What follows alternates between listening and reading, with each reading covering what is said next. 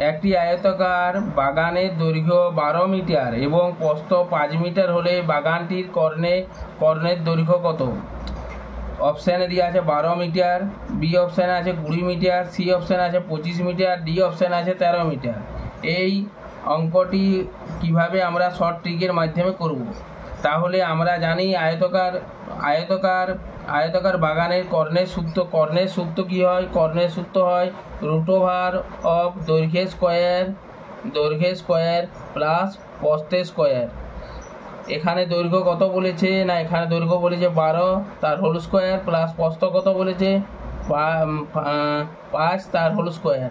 12 square সমান কত? 144 যুক্ত 25 সমান হবে √ওভার অফ 169। 169 এর বর্গমূল কত?